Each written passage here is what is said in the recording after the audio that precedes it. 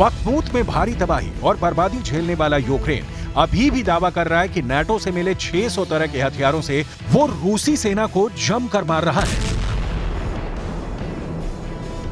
ताजे आंकड़े के मुताबिक यूक्रेन का दावा है कि उसने रूस के 2,60,000 से ज्यादा सैनिकों को मार डाला है।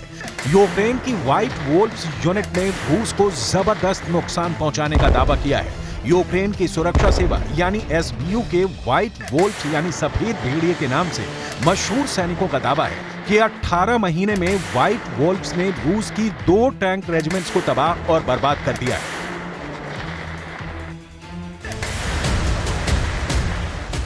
जिसमें रूस के 1,500 सैनिक मारे गए हैं। हैरानी वाली बात यह है कि यूक्रेन के व्हाइट वोल्व्स ने दावा किया है कि रूस के 216 टैंकों को तबाह किया गया है। हम आपको बता दें कि अलग अलग करंट अफेयर्स आउटलेट के मुताबिक आमतौर पर रूस की एक टैंक बटालियन में 31 से 40 टैंक होते हैं। रूस की 3 टैंक बटालियन से 1 टैंक रेजिमेंट बनती है। इस हिसाब से रूस की एक रेजिमेंट में 93 से 100 टैंक होते हैं। उस हिसाब से यूक्रेन ने दावा किया है कि उसने रूस की 2 से ज्यादा टैंक रेजिमेंट्स को तबाह और बर्बाद कर दिया है।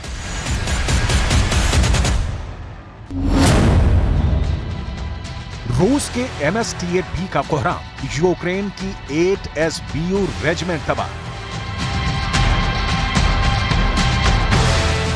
रूस यूक्रेन के खौफनाक जंग के बीच अब सवाल ये उठता है कि आखिर रूस भारी तबाही के बीच यूक्रेन को जंग कैसे हरा रहा है। कुछ रिपोर्ट्स में दावा किया गया है कि पुतिन ने साफ कह दिया है कि रूस और बेलारूस दोनों तरफ से यूक्रेनी ठिकानों पर हमला करो। अभी तक रिपोर्ट के मुताबिक रूस 2000 टैंक, 3 लाख रिजर्व फौज और 700 लड़ाकू विमानों से यूक्रेन की राजधानी कीव पर हमला करने का प्लान तैयार कर लिया है।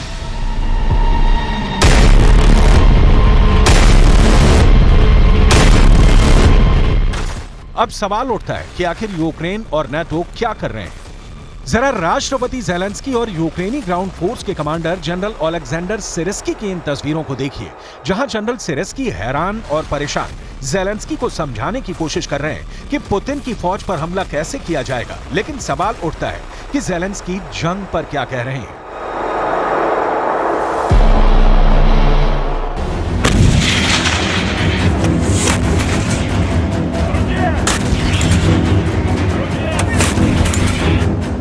ज़ेलेंस्की भले ही पूर्वी यूक्रेन में अपनी जीत के दावे करें, लेकिन Bakhmut, Crimea, Donbas, Donetsk, Kherson, Kharkiv, Mykolaiv, Zaporizhzhia और लुहांस्क ओब्लास्ट ये वो इलाके हैं जहां यूक्रेन रूस के खिलाफ सबसे ज्यादा हमले कर रहा है। लेकिन दिक्कत यह है कि यूक्रेनी सेना अभी तक रूस की फर्स्ट डिफेंस लाइंस को टच नहीं कर पाई है। इसीलिए अब कहा जाने लगा है कि 80 से ज्यादा दिनों से चल रहा यूक्रेन का काउंटर अटैक फेल हो चुका है।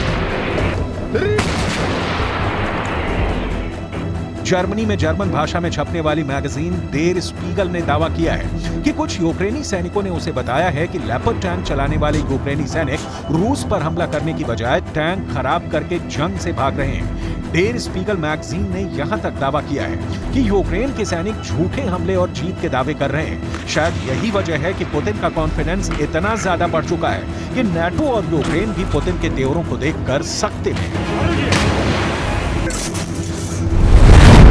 बखमूत में रूस का विनाशक मिशन। पुतिन अपने जनरलों के साथ पूरा हिसाब लगा चुके हैं कि यूक्रेन को कब तक युद्ध में खींचना है,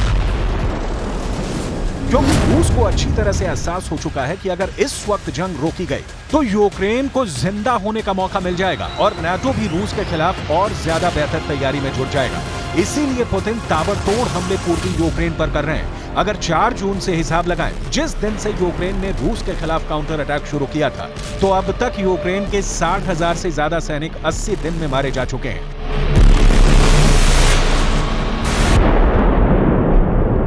Сосредоточился на проведении террористических атак на гражданскую инфраструктуру в городах и населенных пунктах Российской Федерации. С учетом складывающейся обстановки приняты дополнительные меры по повышению защиты от нападения с воздуха и моря.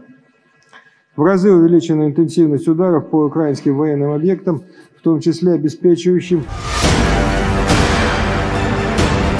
हैरानी की बात तो यह है कि इस वक्त यूक्रेन को जंग में नाटो से सीधे दखल की जरूरत है, लेकिन नाटो जंग में सीधे कूदने से साफ बच रहा है।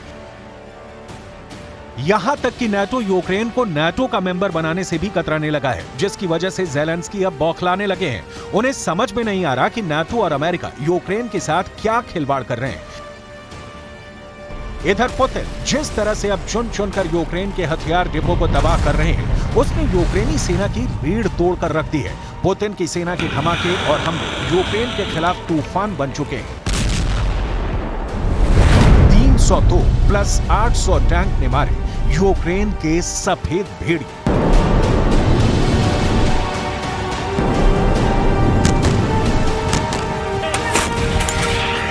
ऐसे हालात में अंदाजा लगाया जा सकता है कि क्यों बखमूत में रूस की MSTAB तोपखाना रेजिमेंट ने यूक्रेनी सेना पर बेहद तीखे और प्रचंड हमले किए हैं।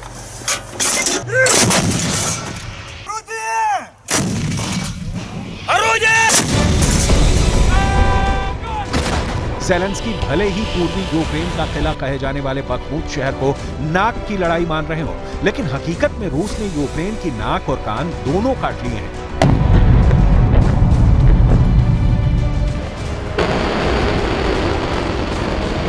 अगर अभी भी यूक्रेन युद्ध करने पर आमादा रहा तो यूक्रेन का पूरी तरह से विनाश होना तय है।